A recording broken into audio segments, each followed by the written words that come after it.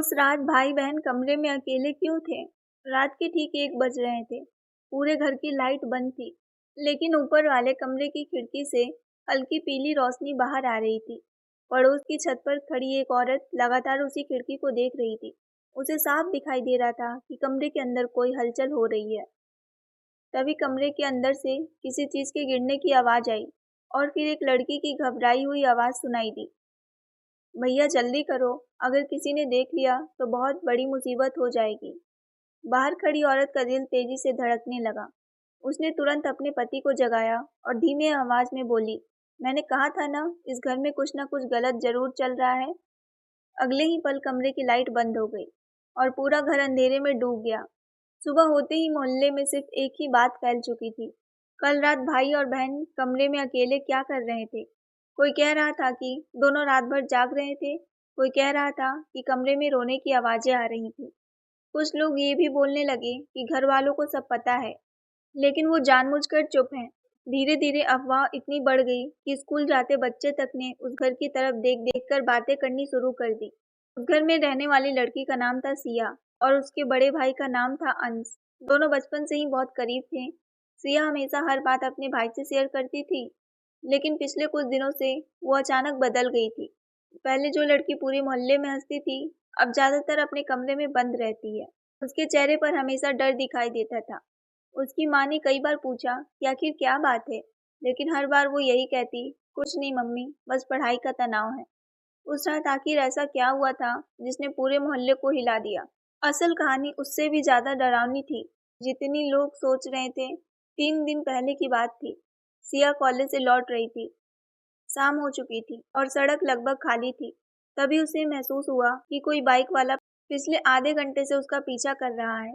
पहले उसने ध्यान नहीं दिया, लेकिन जब वो लड़का बार बार बाइक उसके बराबर लगाकर अजीब नजरों से देखने लगा तो सिया डर गई। उसने जल्दी जल्दी कदम बढ़ाए और घर पहुंच गई। उस दिन उसने किसी को कुछ नहीं बताया, लेकिन अगले दिन फिर वही बाइक उसके पीछे दिखाई दी।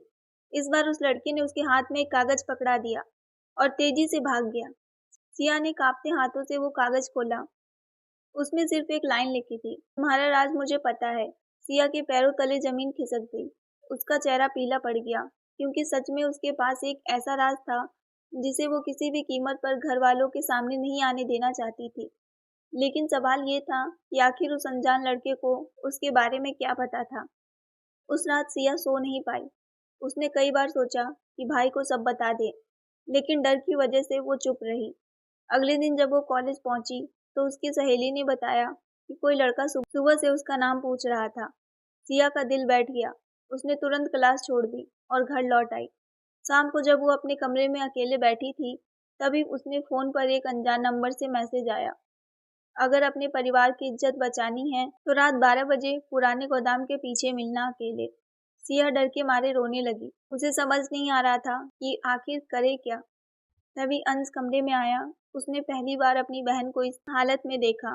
सिया ने जल्दी से फोन छिपाने की कोशिश की, लेकिन अंश समझ चुका था कि बात बहुत गंभीर है। उसने सिया का हाथ पकड़ के पूछा, सच सच बताओ क्या हुआ है। पहले तो सिया चुप रही, लेकिन फिर अचानक रोते हुए उसने सब बता दिया। अंश ने पूरा मैसेज पढ़ा और उसका चेहरा गुस्से से लाल हो गया। उसने तुरंत कहा, तुम कहीं नहीं जाओगी, अब जो भी होगा मैं संभाल लूंगा। लेकिन सिया डरी रही थी। उसे लग रहा था कहीं उस आदमी के पास सच में ऐसा कुछ ना हो जिससे उसकी जिंदगी बर्बाद हो जाए। रात के करीब 11 बजे थे। घर के बाकी लोग सो गए थे। तभी अंश चुपके से सिया के कमरे में आया। उसने धीरे से दरवाजा बंद किया और बोला, हमें अभी पता लगाना होगा कि वो आदमी कौन है। सिया घबराकर बोली, लेकिन अगर किसी ने हमें देख लिया तो? अंश ने कहा, इस वक्त लोगों की सोच नहीं, तुम्हारी सुरक्षा जरूरी है। दोनों लैपटॉप खोल के उस नंबर की जानकारी निकालने की कोशिश करने लगे। अंश को थोड़ा बहुत साइबर चीजों की ज्ञान था। उसने कई बार वेबसाइट चेक की, कुछ ऐप्स खोले और धीरे धीरे उसे पता चलने लगा कि वो नंबर किसी फेक आईडी पर लिया गया था। तभी अचानक सिया को याद आया, कुछ दिन पहले उसने कॉलेज प्रोजेक्ट के लिए अपने दोस्त करण को पेन ड्राइव दी थी। उस पेन ड्राइव में गलती से उसकी कुछ निजी फोटो और वीडियो सेव थे, जो सिर्फ उसके फ़ोन के लिए थे। हालांकि वो गलत नहीं थे, लेकिन अगर कोई उन्हें एडिट करके वायरल कर देता तो उसकी बदनामी होती। अंश समझ गया कि मामला ब्लैकमेलिंग का है। उसने तुरंत करण का सोशल मीडिया चेक किया। तभी उसे एक फोटो में वही बाइक दिखाई दी जो सिया का पीछा कर रही थी। अब सब साफ हो चुका था, लेकिन असली झटका भी बाकी था।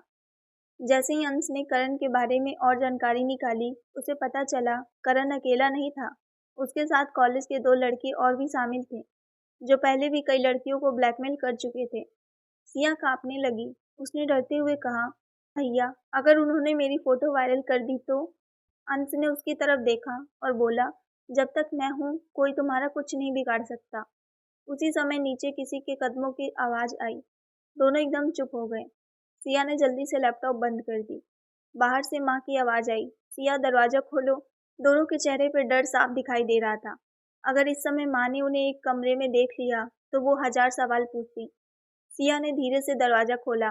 माँ ने उनिंदी आंखों से पूछा, अभी तक जाग रहे हो? अंश तुरंत बोला, सिया का प्रोजेक्ट पूरा नहीं हुआ था, उसी में मदद कर रहा था।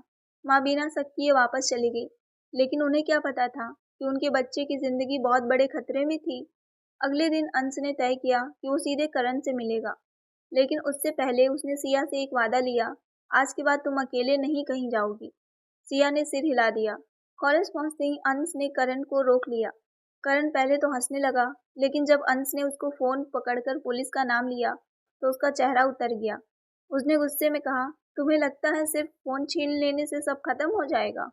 जो चाहिए वो लेके रहूंगा। अंश को अब सब समझ आ गया था, मामला सिर्फ ब्लैकमेल का नहीं है, करण के पीछे कोई और भी था। उसी रात फिर एक नया मैसेज आया, बहुत बहादुर बन रहे हो, आज रात 1 बजे सच सामने आ जाएगा। रात होते ही घर में अजीब डर का माहौल हो। बाहर तूफान शुरू हो चुका था। सिया बार बार खिड़की से बाहर देख रही थी। तभी अचानक घर की बिजली चली गई। पूरा घर अंधेरे में डूब गया। नीचे से पापा की आवाज आई, अंश इन्वेटर देखो। लेकिन अंश ऊपर सिया के कमरे में था। दोनों मोबाइल की टॉर्च जलाकर खड़े हो गए। तभी खिड़की पे किसी ने जोर से पत्थर मारा। सिया चीख पड़ी। अंश तेजी से खिड़की के पास गया, लेकिन बाहर कोई दिखाई नहीं दिया। नीचे जमीन पर एक लिफाफा पड़ा था। उसमें एक पेन ड्राइव और एक नोट था। अगर सच जानना है तो वीडियो देखो। दोनों के हाथ कांप रहे थे। मैंने लैपटॉप चालू किया और पेन ड्राइव लगाई। वीडियो शुरू होते ही सिया के होश उड़ गए। उसमें करण किसी आदमी से बात कर रहा था। वो आदमी कोई और नहीं बल्कि कॉलेज सिक्योरिटी गार्ड था। वही गार्ड जो रोज लड़कियों की एंट्री नोट करता था। वीडियो में साफ सुनाई दे रहा था कि गार्ड पैसों के लिए लड़कियों की निजी जानकारी बेचता था। लेकिन सबसे बड़ा झटका तब लगा जब वीडियो के आखिर में एक तीसरा चेहरा दिखाई दिया। वो चेहरा सिया के अपने रिश्तेदार रोहित का था, जो अक्सर उनके घर पर आता जाता था। सिया को विश्वास नहीं हुआ। रोहित बचपन से उनके परिवार के करीब था। उसने कभी सपने में भी नहीं सोचा था कि वही इंसान उसकी जिंदगी बर्बाद करने की कोशिश करेगा। अंश का गुस्सा अब नियंत्रण से बाहर हो चुका था। उसने तुरंत रोहित को फोन लगाया, लेकिन उसका नंबर बंद था। तभी निजी दरवाजे की घंटी बजी। रात के 1:30 बजे। कौन आया था? अंश नीचे गया। दरवाजा खोलते ही सामने पुलिस खड़ी थी। एक पड़ोसी ने शिकायत की थी कि रात भर ऊपर वाले कमरे में कुछ संगंधित चल रहा है। पुलिस इंस्पेक्टर ने सख्त आवाज में पूछा, इतनी रात को दोनों भाई बहन कमरे में क्या कर रहे थे? अंश कुछ बोलता उससे पहले मोहल्ले के कई लोग बाहर इकट्ठा हो गए। सबकी नजरों में शक था। सिया डर के मारे नीचे आ रही थी। इंस्पेक्टर ने कहा, अगर कोई समस्या है तो सच बताओ। लेकिन सिया जानती थी कि अगर उसने अभी सब बता दिया तो बात पूरे शहर में फैल जाएगी। तभी अचानक बाहर से एक बाइक तेजी से निकली। अंश ने एक झलक में पहचान लिया, वो करण था। वो तुरंत पीछे भागा। बारिश इतनी तेज हो रही थी कि सड़क पर कुछ साफ दिखाई नहीं दे रहा था। करण पुरानी फैक्ट्री की तरफ भागा। अंश भी उसके पीछे था। आखिरकार करण की बाइक फिसल गई। वो गिर पड़ा। अंश ने उसका कॉलर पकड़ लिया और चिल्लाया, क्यों कर रहे हो ये सब? करण डर गया। उसने रोते हुए कहा, मैं अकेला नहीं हूँ। रोहित भाई ने कहा था कि सिया की फोटो और वीडियो मिल जाए तो वो बहुत पैसे देंगे। अंश का खून खौल उठा, लेकिन तभी पीछे से किसी ने सिर पर वार किया। अंश जमीन पर गिर पड़ा। उसके सामने धुंधली आंखों से सिर्फ एक चेहरा दिखाई दे रहा था, रोहित। जब अंश की आंखें खुली तो वो एकदम बंद कमरे में था। उसके हाथ बंधे हुए थे। सामने रोहित कुर्सी पर बैठा मुस्कुरा रहा था। उसने धीरे से कहा, बहुत हीरो बन रहे थे ना? अंश गुस्से से कहा, तुम्हें शर्म नहीं आती? तुम हमारे परिवार का हिस्सा हो। रोहित जोर से हंस पड़ा। उसने कहा, परिवार? तुम्हारे पापा ने बचपन से मुझे नौकर से ज़्यादा कुछ नहीं समझा। अब समय आ गया कि उनका घमंड टूटे। उधर घर पर सिया की हालत खराब हो चुकी थी। अंश का फ़ोन बंद आ रहा था। तभी उसे एक वीडियो कॉल आया। स्क्रीन पर अंश बंधा हुआ दिखाई दे रहा था। रोहित की आवाज़ आई, अगर अपने भाई को जिंदा देखना चाहती हो तो अकेले पुराने गोदाम में आ जाओ। सिया डर गई, लेकिन इस बार उसने चुप रहने की जगह लड़ने का फैसला लिया। उसने तुरंत पुलिस इंस्पेक्टर को सब सच बता दिया। इंस्पेक्टर ने बिना समय गंवाए टीम तैयार की और गोदाम की तरफ निकल पड़े। रात के करीब 3 बजे सिया अकेले गोदाम के अंदर गई। चारों तरफ अंधेरा था। तभी पीछे से रोहित की आवाज़ आई, मुझे पता था तुम जरूर आओगी। सिया ने देखा, अंश एक कुर्सी पर बंधा हुआ था। रोहित के हाथ में चाकू था। उसने कहा, अगर तुमने पुलिस को बुलाया होगा तो तुम्हारे भाई की जान चली जाएगी। तभी अचानक बाहर से पुलिस सायरन की आवाज़ गूंज उठी। रोहित घबरा गया। उसने अंश को छोड़कर भागने की कोशिश की, लेकिन पुलिस ने उसे पकड़ लिया। करण और बाकी लड़कों को भी गिरफ्तार कर लिया गया। सब खत्म हो चुका था, लेकिन असली दर्द अभी बाकी था। अगले दिन पूरे मोहल्ले में अलग अलग कहानियां बनाई जा रही थी। किसी को सच्चाई नहीं पता थी। लोग अब भी यही पूछ रहे थे, उस रात भाई बहन कमरे में अकेले क्यों थे। लेकिन इस बार सिया चुप नहीं रही। उसने पूरे मोहल्ले के सामने सच बता दिया कि कैसे कुछ लोग लड़कियों को ब्लैकमेल करते हैं और समाज बिना सच्चाई जाने उंगली उठाने लगते हैं। उनकी बात सुनकर कई लोगों की नज़रें झुक गई। कुछ दिन बाद पुलिस ने खुलासा किया कि रोहित पहले भी कई लड़कियों को इसी तरह फंसाकर ब्लैकमेल कर चुका था। उसकी गिरफ्तारी की खबर पूरे शहर में फैल गई। कॉलेज में भी सिया की हिम्मत की चर्चा होने लगी। लेकिन सबसे ज़्यादा खुशी अंश को थी। उसने अपनी बहन को टूटने नहीं दिया। एक रात सिया छत पर खड़ी आसमान देख रही थी। अंश उसके पास आया और मुस्कुराकर बोला, अब डर खत्म।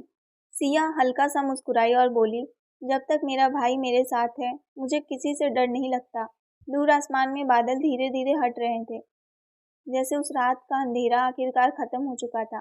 दोस्तों, कैसी लगी आपको ये कहानी? कमेंट जरूर करें। मिलते हैं फिर से एक नई कहानी को लेकर इसी चैनल पर। चैनल को सब्सक्राइब ज़रूर करें और वीडियो को एक लाइक और शेयर ज़रूर कर दें। तब तक के लिए आप सबका बहुत बहुत धन्यवाद।